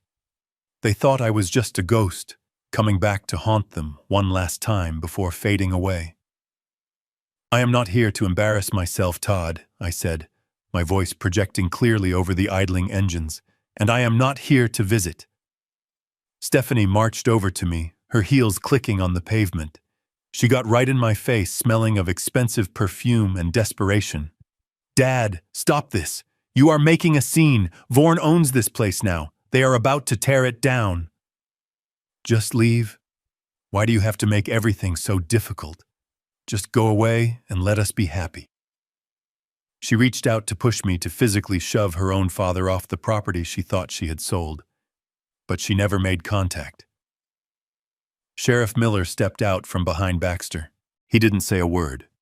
He just placed his hand on his belt near his badge. Stephanie froze, her hand hovering in midair. Her eyes darted from me to the sheriff, and for the first time a crack appeared in her mask. "What is going on?" she whispered, her voice trembling. "Why is the sheriff here? Did you call the police on us?" "Dad? For selling the house, it is legal. It is in my name." "You can't arrest us for selling my own house." The Vaughn foreman stepped in, looking at the sheriff nervously. "Officer, we have all the permits. We have the deed right here. This man is trespassing. We need him removed so we can proceed with demolition." I turned to the foreman. "You have a deed for the structure," I said calmly. "That is correct. You bought a house. A very nice house. $12 million worth of wood, glass, and concrete." "See?" Todd shouted, pointing at me. "He admits it. He is just senile. Get him out of here." But I continued, raising my voice slightly to silence him. "You forgot to check what the house was sitting on." I nodded to Baxter. He stepped forward and snapped open his briefcase. He pulled out a document with a blue legal cover and handed it to the foreman. "What is this?" the foreman asked, looking at the paper. "That," I said, a cold smile spreading across my face, "is a copy of the ground lease agreement dated March 12, 2005, between Phoenix Holdings, LLC and Stephanie Blackwood." Stephanie frowned. "Phoenix Holdings. What is that? I never heard of that." "You signed it, Stephanie," I said, looking at her. 15 years ago. You signed a lease to rent the land this house sits on. And if you look at Clause 17, you will see that the lease had a term of exactly 15 years. "So what?" Todd sneered. "It is just some paperwork. We own the house." I looked at Todd. I looked at him with the pity one feels for an animal that doesn't know it has already been shot. "The lease expired last night, Todd," I said softly, "at midnight. Bas. And since you didn't renew it, since you were too busy selling the house behind my back to read the contracts, the reversionary clause kicked in." I turned back to the foreman, whose face had gone pale as he read the document. "Tell them what that means, sir," I said to the foreman. "Tell them who owns the house now." The foreman looked up from the paper. His hands were shaking. He looked at Stephanie, then at me, then at the massive bulldozers idling behind him. "It says," he stammered, "it says that upon expiration, all improvements and structures revert to the lessor." "And who is the lessor?" I asked. He looked at the bottom of the page. "Phoenix Holdings, LLC." "And who owns Phoenix Holdings?" I asked, reaching into my pocket and pulling out my business card. I handed it to him. He read the name on the card. Harrison Blackwood, President. The silence that descended on the driveway was absolute. The seagulls stopped crying. The wind seemed to hold its breath. Even the bulldozers seemed to quiet down. That means, I said, my voice ringing like a bell, that as of 12:01 this morning, this house belongs to me. Not to Stephanie, and certainly not to Vaughan Development. I turned to Stephanie. She was white as a sheet. Her mouth was opening and closing, but no sound was coming out. You sold a house you didn't own, honey, I said. You took $8 million for a property that reverted to me whilst you were sleeping. That is called fraud. And I believe the buyers— I gestured to the foreman, who was now frantically dialing a number on his phone— are going to want their money back, immediately. Todd looked like he was going to vomit. But we spent it. We paid the debts. We bought the tickets. I stepped closer to him. I leaned in until I could smell the fear sweating out of his pores. Then I suggest you start running, Todd. Because the police aren't here for me. They are here for the people who just committed grand larceny. I signaled to the sheriff. He stepped forward, pulling a pair of handcuffs from his belt. The metal glinted in the morning sun. Stephanie Blackwood. Todd Miller, the sheriff said, his voice devoid of sympathy. I have a warrant for your arrest for real estate fraud and theft by deception. Put your hands behind your backs. The scream that Stephanie let out wasn't human. It was the sound of a life shattering. It was the sound of a Paris dream dying on a Malibu driveway. And as I watched the sheriff click the cuffs onto my daughter's wrists, I didn't feel joy. I didn't feel sadness. I just felt the cold, hard satisfaction of a contract fulfilled. The eviction was over. The landlord had returned, and the tenants were being removed. Permanently. Gentlemen, I said, my voice cutting through the morning air like a knife through silk. You need to listen very carefully, because your entire legal standing is about to evaporate. You purchased a structure. You bought a pile of wood, glass, drywall, and concrete. That is what my daughter held title to. That is what was listed on the deed she signed yesterday. A building, a dwelling, an improvement on real property. I took a step closer to the foreman, who was looking at me with a mixture of annoyance and growing unease. But you forgot the most fundamental rule of real estate. You forgot to ask who owns the dirt underneath it. You bought the house, yes, but the land. The sand, the bedrock, the very earth that supports that foundation. That belongs to me. It has always belonged to me.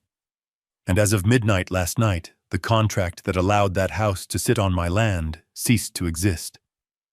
Stephanie let out a nervous, high-pitched laugh. Dad, what are you talking about? You gave me the house, that we have the papers. Stop trying to confuse everyone. You are just embarrassed because you have to leave. I didn't even look at her. I kept my eyes locked on the Vaughan representative. Do you know what a ground lease is? I asked. It is a very specific type of arrangement. I own the land. Stephanie leased the right to keep a structure on it. That lease had a term of 15 years. It expired at 12 o'clock this morning. There was no renewal. There was no extension. And under the laws of the state of California, and specifically under Clause 17 of the contract, your due diligence team somehow missed when a ground lease expires without renewal. The ownership of all improvements reverts immediately and automatically to the landowner. I pointed a finger at the sprawling mansion behind them. That house is no longer Stephanie's property. And since she sold it to you after the rights had already begun to expire, and since the transfer of ownership was contingent on a valid lease that no longer exists, you currently hold a deed to absolutely nothing. You paid $8 million for a ghost. The foreman's face went from red to a sickly shade of gray. He snatched the blue-covered document from his subordinate's hands and began to flip through it frantically. He wasn't a lawyer, but he knew enough about construction contracts to know when he was looking at a disaster. He pulled out his phone and dialed a number, his fingers fumbling over the screen. "Get legal on the line," he barked into the phone. "Now. I don't care if it is 6 in the morning. Wake them up. We have a situation at the Malibu site." Baxter stepped forward, then his demeanor calm and professional, the perfect counterweight to the rising panic on the driveway. He opened his briefcase again and pulled out a certified file. He handed it to a man in a suit who had just stepped out of the black SUV behind the foreman, presumably a project executive for Vorn. "Here is the chain of title," Baxter said smoothly. "You will see the recording of the ground lease in 2005. You will see the creation of Phoenix Holdings LLC.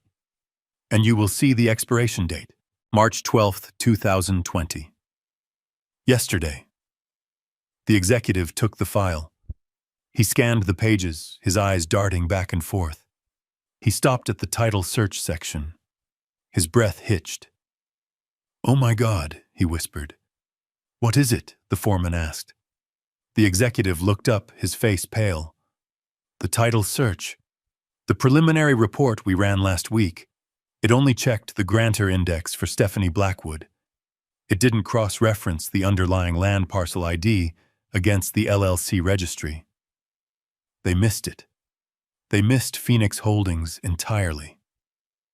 Todd stepped in, trying to regain control of a narrative that was spinning wildly out of his grasp. "So what? So you missed some paperwork? We still have the money. The deal is closed. You can't just undo a sale because of a technicality." The executive turned to look at Todd. His eyes were no longer those of a business partner. They were the eyes of a man who realized he had just been swindled. "This isn't a technicality, you idiot. This is the foundation of property law. If you don't own the land and your lease to use the land has expired, you don't own the building. You sold us a property that as of this morning belongs to him." He pointed at me. I stood there adjusting my cuffs, letting the weight of the moment settle on them.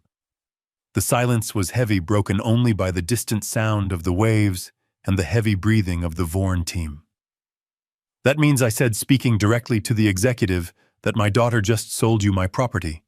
She took your money for an asset she had no legal right to transfer. In legal terms, gentlemen, that is called fraud, theft by deception. And since the amount exceeds nearly every statutory limit, we are talking about grand larceny on a massive scale." I turned my gaze to Stephanie. She was trembling now, her hands clutching her designer bag as if it were a shield. The reality was crashing down on her. The Paris trip, the freedom, the victory. It was all dissolving like sugar in hot water. "You sold a house that wasn't yours, Stephanie," I said softly. "You committed a felony, and you did it to a very powerful, very litigious development company. Do you think they are just going to walk away?" The Vorn executive slammed the file shut. He turned on Stephanie with a ferocity that made her take a step back. "Is this true? Did you know about the lease? I... Stephanie stammered, looking from me to Todd. "I didn't know. I mean, Dad handled the paperwork years ago. I thought it was mine." "Ignorance of the law is not a defense," the executive snapped. "And negligence isn't an excuse for theft. We transferred $8 million to your account yesterday. I want it back. Now!" Todd stepped in front of Stephanie, trying to bluster his way through. "Hey, watch your tone. The money is ours. The deal is done. If you have a problem with the title, take it up with your insurance. We are leaving for Paris." "You are not going anywhere," the executive roared. He motioned to the foreman, who signaled the security team. "Block the driveway. No one leaves." He turned back to Todd and Stephanie, his voice dropping to a lethal whisper. "You are going to return that wire transfer immediately. I want every single cent back in our escrow account within the hour. If you don't, I am not just suing you. I am pressing criminal charges. I will have you arrested for wire fraud, real estate fraud, and conspiracy. You will spend the next 20 years in a cell, not in Paris." Todd's face crumpled. The arrogance drained out of him like air from a punctured tire. "But we can't." What do you mean you can't? The executive demanded. We spent some of it, Todd whispered. Spent it? It has been less than 24 hours. How could you spend $8 million? We had debts. Stephanie cried out, tears streaming down her face, ruining her perfect makeup. We had to pay them, the sharks, the landlord, the credit cards. It is gone. We spent $4 million. The admission hung in the air, toxic and irreversible. $4 million. Gone. The executive looked at them with pure disgust. He pulled out his phone and dialed a number. Legal, he said into the phone. Get the district attorney on the line. Yes, immediately. We have a fraud case in Malibu. 8 million. Perpetrators are on site. Yes, I want them in custody. Now. I watched as Stephanie's legs gave out. She collapsed onto the driveway, sobbing into her hands. Todd looked around wildly, as if looking for an escape route, but the sheriff was standing there, his hand resting casually on his belt, watching the scene with the impassive gaze of the law. I walked over to where Stephanie was kneeling. I looked down at her.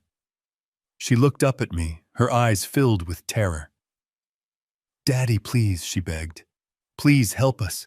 You can fix this. You own the land. Just sign an extension. Just renew the lease. If you renew it, the sale is valid. They will let us keep the money, please.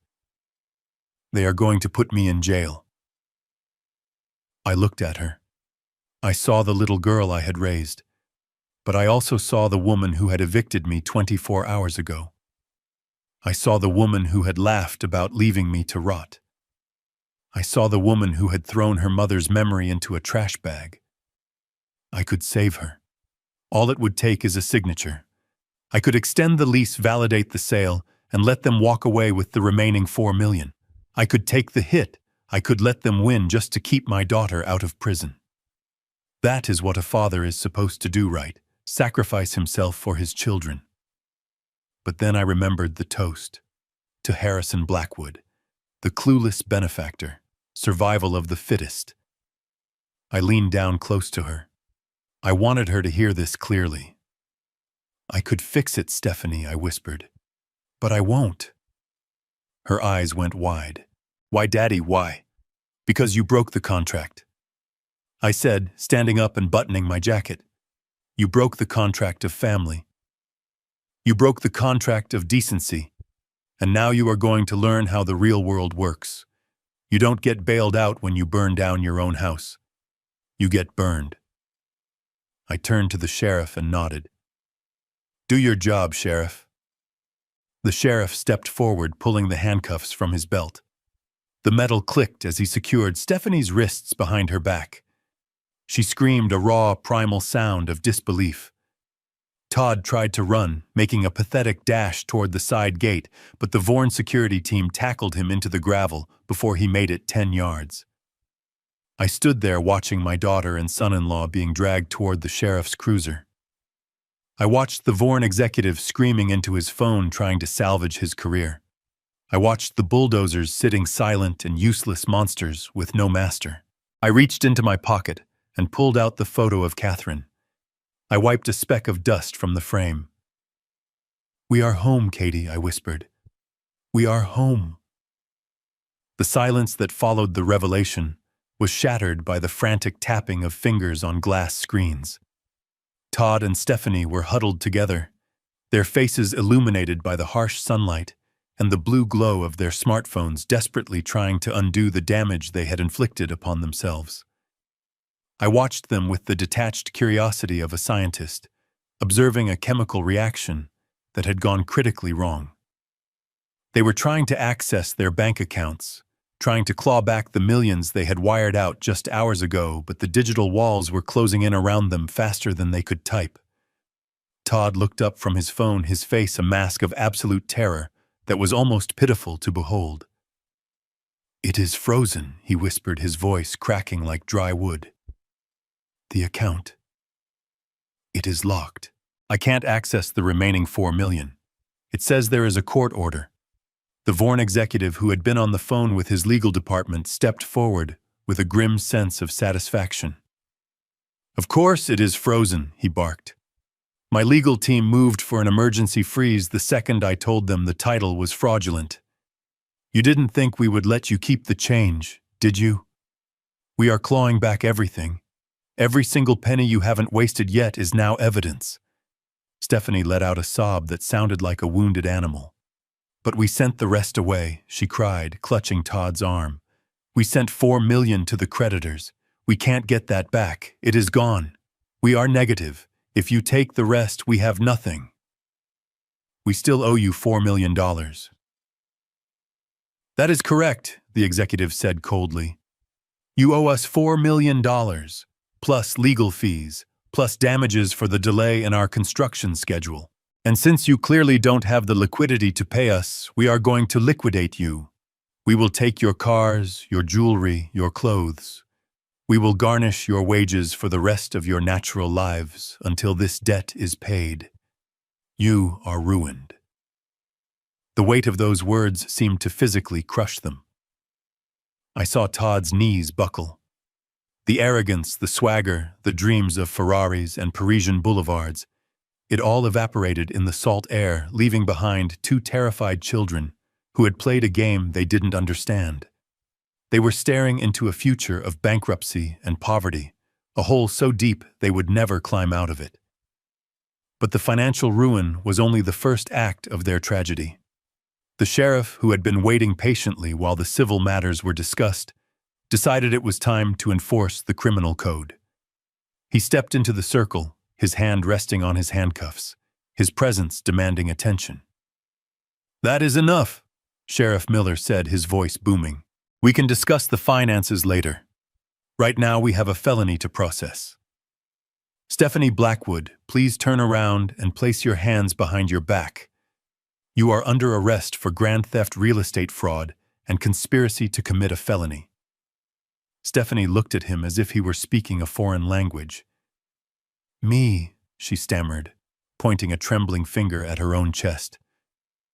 But I am the victim here, I didn't know. My father tricked me, he set this up, the sheriff didn't blink. He grabbed her wrist with a firm professional grip and spun her around. You signed the deed, ma'am. You accepted the money. You spent the money. That makes you the perpetrator.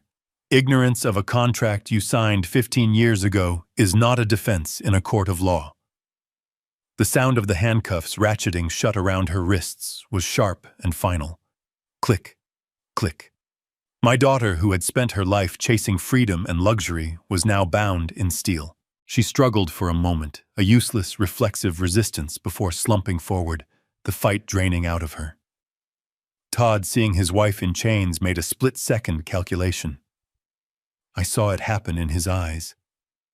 He looked at Stephanie, then at the open gate about 50 yards away. The instinct for self-preservation overrode any sense of loyalty he might have pretended to have. He bolted. He didn't run like an athlete. He ran like a desperate, frightened man, his expensive loafers slipping on the loose gravel of the driveway. He scrambled toward the exit, his arms pumping wildly, leaving his wife alone in the custody of the law. It was a pathetic display of cowardice that told me everything I ever needed to know about the man my daughter had chosen. He didn't make it far. Two security guards from the Vaughan team, big men who looked like they enjoyed their work, intercepted him before he even reached the street. One of them tackled him, sending him sprawling into the dust. Todd hit the ground hard, his beret flying off into a puddle of oil leaking from one of the bulldozers. He screamed as they pinned him down, his face pressed into the dirt of the land he thought he had conquered. "Get off me!" he shrieked, his voice high and shrill. "I didn't do it. It was her idea. She owned the house. I just helped." "I am innocent." The sheriff walked over to where Todd was pinned, pulling a second pair of cuffs from his belt. He hauled Todd up by the back of his jacket, dust and grime covering the white dinner jacket he had worn to celebrate his victory. "You are an accomplice, son," the sheriff said, cuffing him roughly, "and fleeing the scene just added resisting arrest to your list of problems. You have the right to remain silent. I suggest you start using it." Now, with both of them restrained, the reality of their situation truly set in. The adrenaline of the chase was gone, replaced by the cold, hard certainty of prison. They were trapped. They were caught.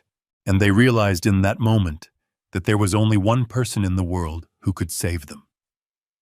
They turned to me. Stephanie, with tears streaming down her face, ruining her makeup, making her look like a tragic clown, dropped to her knees in the gravel. The arrogance was gone. The entitlement was gone. All that was left was a terrified child looking for her father to fix a broken toy. "Daddy, please," she wailed, the sound tearing at my heart despite everything. "You have to stop this. You can't let them take me to jail. I am your daughter. Look at me. I am sorry. I am so sorry." I stood still, my face impassive, though inside a storm was raging. "Daddy, listen to me," she continued, her voice desperate and fast. "It is just a signature. That is all it is. You own the land. You can sign a retroactive extension of the lease. If you extend the lease, the sale is valid. Vaughan gets the house. We get to keep the money, and nobody goes to jail. Please, Daddy, just sign the paper. We are family. Blood is thicker than water. You can't do this to your own flesh and blood." I looked at her, family. She used the word like a weapon, like a magic spell that was supposed to erase the last 6 months of neglect and cruelty. She invoked the bond of blood only when she was bleeding. Todd, seeing Stephanie begging, decided to join the chorus. He shuffled forward on his knees, an awkward, humiliating movement for a grown man. He looked up at me, tears making tracks through the dust on his face. "Harrison, please. Oh God, please help us. You don't understand. The people we paid, the sharks. If we go to jail, we can't pay the interest. They will find us inside. They have reach. They will kill me, Harrison. I am begging you. I made a mistake. I was stupid. But I don't want to die. Save us. You are the only one who can save us." I looked down at them. My daughter and my son-in-law kneeling in the dirt, begging for their lives. It was a scene from a Greek tragedy. The mighty had fallen, and they had fallen right at my feet. I had the power. It was true. I could ask Baxter to draft a 1-page addendum. I could sign it. I could validate the lease. I could make the fraud disappear. I could take the loss of my home to save them from the consequences of their actions. It would be the noble thing to do, the fatherly thing to do. But then I looked at the trash bags piled near the garage. I saw the corner of a photo frame sticking out. I remembered the motel room. I remembered the toast at the restaurant. Survival of the fittest. They weren't asking for forgiveness because they were sorry. They were asking for a bailout because they were caught. If I saved them now, they wouldn't learn. They would just think they got away with it. They would think I was weak, and they would do it again. I took a step closer to Stephanie. I looked deep into her eyes, searching for the little girl I used to carry on my shoulders. But she wasn't there. Only a stranger remained. "You are right, Stephanie," I said softly. "I could sign. I could save you. But yesterday, when I asked you why you were doing this, you told me it was because you needed the money. You told me I was a burden. You told me to figure it out." "Daddy, I didn't mean it," she sobbed. "You meant every word," I corrected her. "You meant it when you sold my home. You meant it when you celebrated. And now you mean it when you beg. But family isn't a safety net you can cut and then expect to catch you when you fall." I looked at Todd. "And you?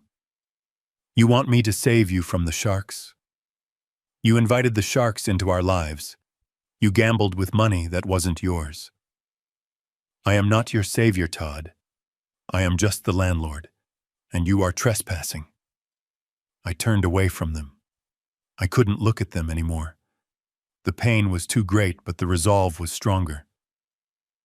"Take them away, Sheriff," I said, my voice breaking slightly. "Please, just take them away."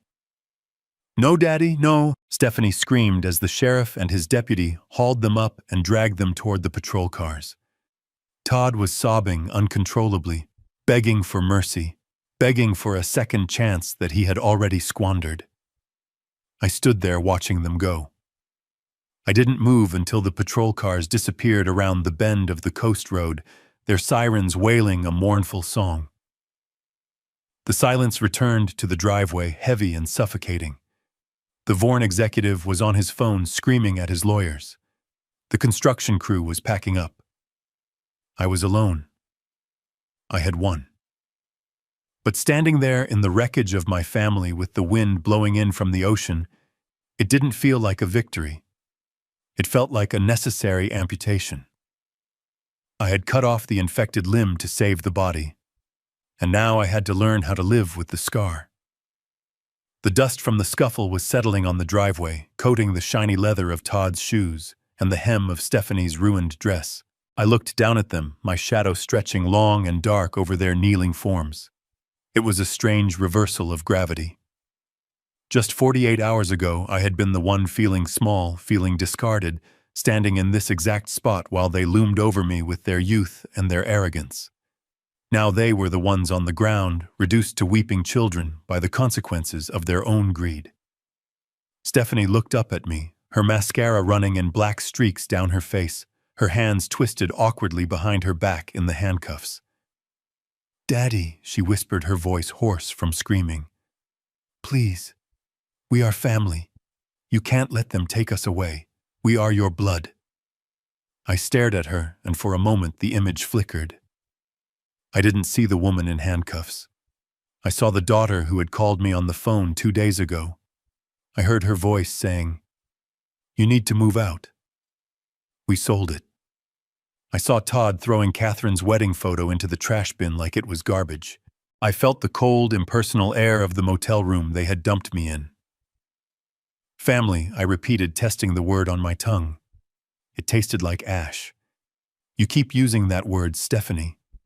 You use it like a magic spell that is supposed to erase everything you did. But where was family when you evicted me? Where was family when you blocked my number?